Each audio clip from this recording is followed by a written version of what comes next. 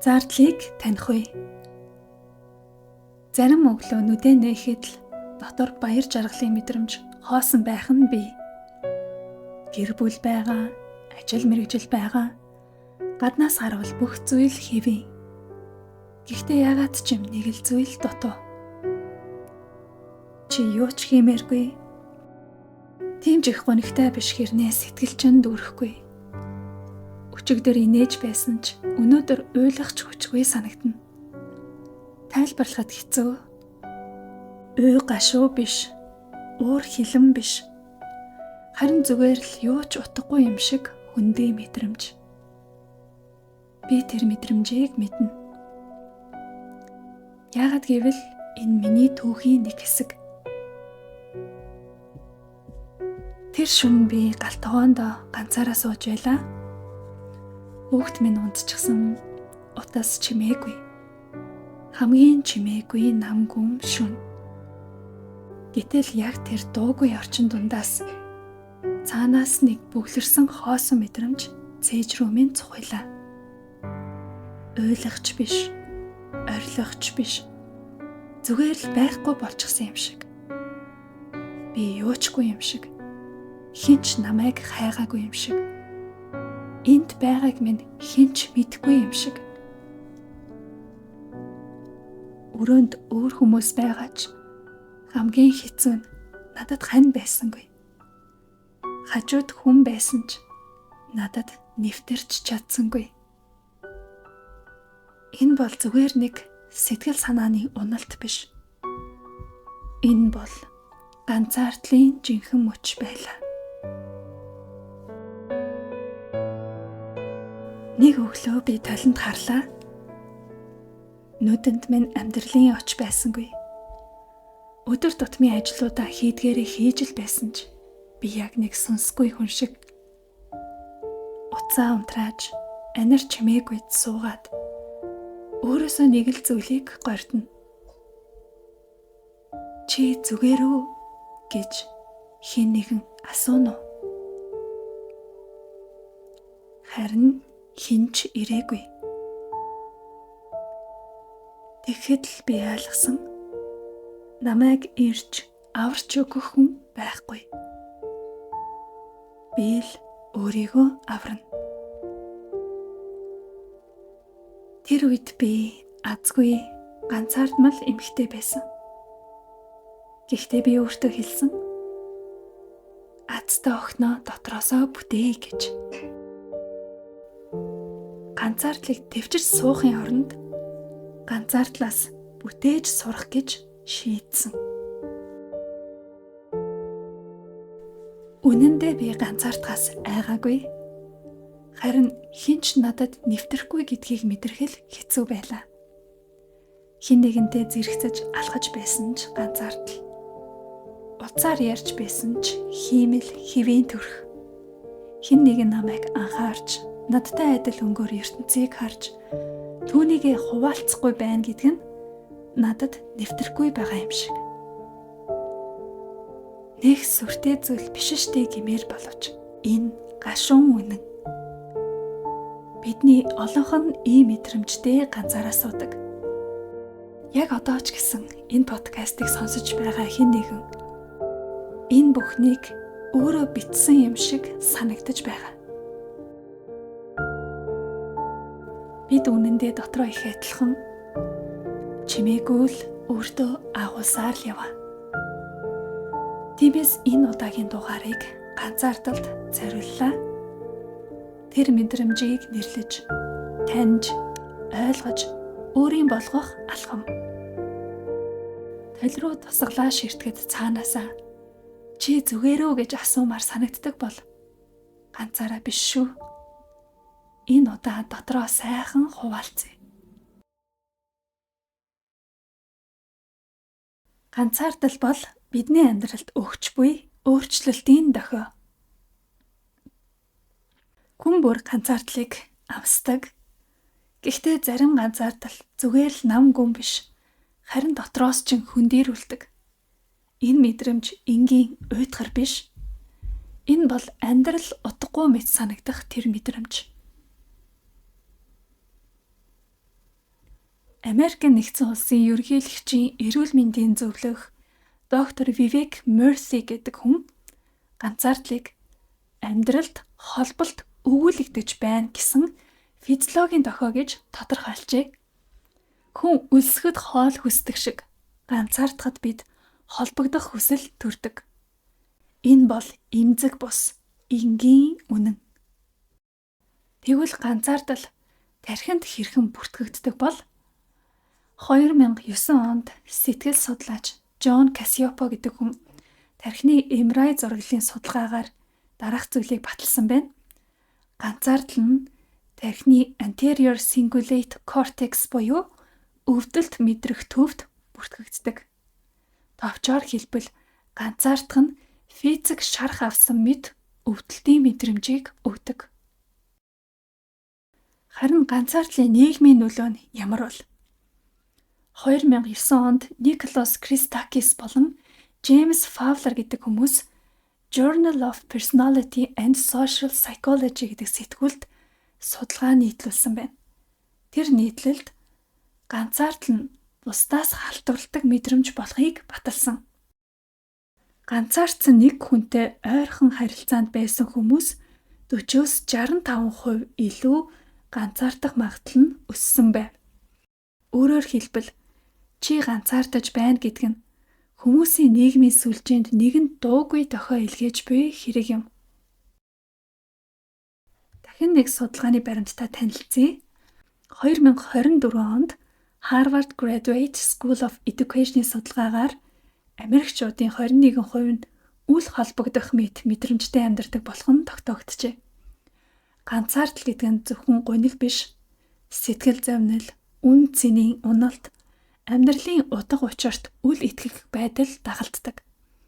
Энэ бол зүгээр нэг гэртээ ганцаараа байх биш, харин хүмүүсийн дунд байсан ч ойр ганцаар үлдэх мэдрэмж. Яагаад энэ мэдрэмж улам газар авч байна вэ? Хотын амьдрал, дэлгэцийн хамаарал, нийгмийн хүлээлт, харьцуулалт, хуурамч эерэг дүр төрхүүд бүгд биднийг холбогдож байгаа мэт мэдрүүлдэг. Гэвч үнэндээ бид өөрийнхөөрөө байх орон зай, үнэн сэтгэлийн холбоог маш ихээр үгүйлж байна. Ганцаардал нь харилцаа дутагдсны үр дагавар биш, харин бодит харилцаа, сэтгэлээ илэрхийлэх ойлголцлын дутагдал юм. Энэ хүртэлх мэдээллээр би ганцаардлын өөрийнхөө түүх, мэдрэмж, бас тэр мэдрэмж хэрвээ танд танил санагдж байгаа бол түүгээр дамжуулан тантай ойртож холбогдохыг хүслээ. Дээрээс нь ганцаардал гэдэг нь зүгээр л бидний дотор төрж буй уран төсөөлөл, хийсвэр, мэдрэмж биш, шинжлэх ухаанаар батлагдсан нэгэн төлөв байдал гэдгийг тайлбарлахыг хичээлээ. Дээрээс нь энэ ганцаардлын мэдрэмж зөвхөн надад, танд бус энэ нийгэмд маш их газар авч байна. Үүнийг бид нэр зайлшгүй таних, авч хилэлцэх учиртай. Ингэж байж энэ ганцаардлын мэдрэмжийн сул талаас өөрийгөө холдуулж, харин үүнийг таньсныхаа ачаар эдгэрлийн гэгээтэй зам руу алхах энэ ойлголтыг авах хэрэгтэй юм. Ганцаардлыг бид үгүйсгэж биш, нэрлэж, ойлгож, өөрт ашигтай болгох замаар л эдгэж чадна. Тиймээс одоо би таныг эдгэрэлд хөтлөх зам, сэтгэлд чин гэрэл асаах 7 гүн алхмыг хуваалцъя. Нэгдүгээр алхам ганцаардлаа нэрл. Би ганцаардаж байна. Энэ өгүүлбэр маш хүчтэй. Энэ бол сул дараа байгааг чинь харуулж байгаа юм биш, харин өөрийгөө ухамсарлаж байгаагийн илрэл. Сэтгэл судлаачид үүнийг labeling emotion буюу сэтгэл хөдлөлөө хаяглах гэж нэрлэдэг. Сэтгэл хөдлөлөө ингэж хаяглаж нэрлэх нь тархинд аюулгүй байдал мэдрүүлж, стресс даах чадварыг нэмэгдүүлдэг болохыг олон судалгаа баталжээ. Надад одоо энэ мэдрэмж байна гэж өөртөө үнэн байх бол Сэтгэл гутралаас, ганцаардлаас хамгаалах чухал анхны алхам. Хоёрт, өөрийн ертөнцөө илэрхийл. Ганцаардлын цаад шалтгаан нь ихэнхдээ надад хинч хүрэхгүй байна. Хинч намайг харахгүй байна гэдэг дотоод дуу хоолой. Гэхдээ чи өөрийн ертөнцийг илэрхийлснээр тэр дуу хоолойг гаргаж өгнө. Зураарай, бичээрэй, яриарай, эсвэл зүгээр л инээмсэгэл. Хүн болгон өөрийн өнгө давтамжтай. Түүнийг ил гаргаж байж, өөртөө чинь нийцэх хүмүүс, орон зай, орчлон чамайг олж очино. Миний энэ подкаст контент хийгээд байгаагийн шалтгаан нь чинь би бас өөрийгөө сэтгэл гутрал, ганцаардал, гунигт давтамжаас гаргахын тулд өөрийгөө гадагш нь илэрхийлж байна. Өөрт тохирсон хэлбрээр илэрхийлж байна. Танд ч бас өөрийн арга зам, боломж байж л байгаа. Түүнийгээ олж хараад үйлдэл хийгээрэй. 3 дахь гүн алхам бол холбогдолд санаачлагтай байх. Хэн нэгэнтэй уулзах, мессеж бичих, сэтгэгдэл үлдээх. Эдгээр нь магадгүй жижиг үйлдэл мэт харагдаж болно. Гэхдээ тэр үйлдэл чи оршин байна гэдгийг ертөнцид мэдэгдэх дохио. Чи бусдын ертөнцид орж чадна. Хүмүүсийн харилцаанд оролцож болно. Гэхдээ үүний тулд өөрийгөө танилцуулж сурах хэрэгтэй. Хэн нэгэн чамайг хизээ нэгэн цагт олж ирж харилцахыг хүлээх биш, өөрөө төрүүлж алхам хийж санаачлагтай байна гэсэн үг юм. 4-р алхам, чимээгүй орон зайг өөртөө бэлгэл. Хэдэн минут чимээгүй байх зэрэг хэрэгтэй. Дэлгэц, мэдээллийн шуугиангүй 15 минутыг өөртөө зориулах нь сэтгэлийн шалгалт өгөх мэт чимээгүй хичээл болдог. Хэрэв та бясалгал хийхээр зорж сонирхож байвал магадгүй энэ боломжийг ашиглаад бас хийж үзэж болно. Яг энэ чимээгүй орших үед л надад юу хэрэгтэй вэ гэдэг асуулт тод сонсогдож эхэлдэг. Би өмнө нь нэг подкастын дугаар дээр ярьж байсан шиг өөрийнхөө ухамсар цэнцтэйгээ холбогдож дотоод дуу хоолойгоо сонсож сурсан, ярилцаж сурсан.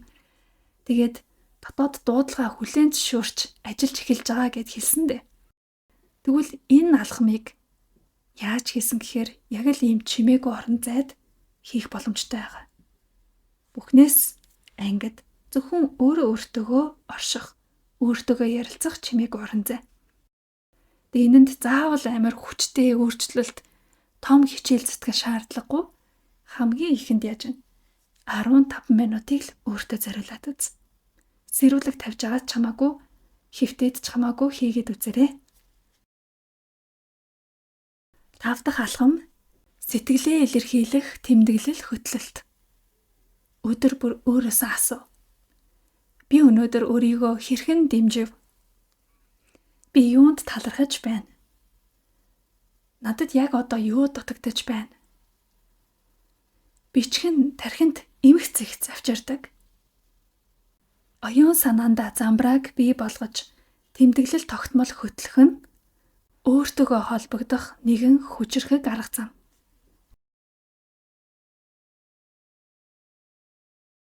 Дараагийн 6 дахь алхам, харилцаа бол оршихуйн утга. Хэрвээ чи зөвхөн өөртөө төвлөрөөд, уншиж, бичиж, бясалгал хийгээд л байвал амьдрал дотоод хөгжлөөр дүүрч болох ч гаднах ертөнцид чамайг харах, ойлгох, харилцах хүнгүй үлдэж болно. Хэрвээ өөр дээрээ ажиллаад өөрийгөө ойлгосон бол одоо түүнийгээ бусдад тайлбарлаж, илэрхийлэх нь ч бас хариуцлага. Тэр л үед чи би энд байна.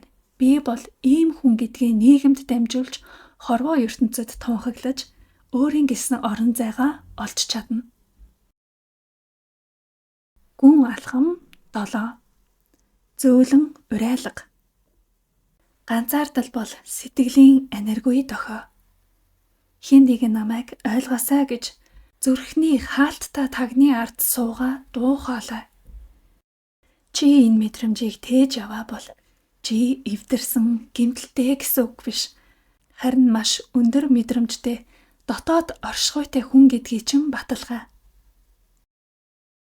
Миний хувьд яг энэ мэдрэмжийг амсахдаа яг л тэр гүн хүндий дотроос л азтай охин гэж хэн болохыг дахин бүтээж эхэлсэн. Би ганцаардал дунд живэх биш. Тэр ганцаараа байх хугацааг бүтээмж болгож хувирахыг хүссэн.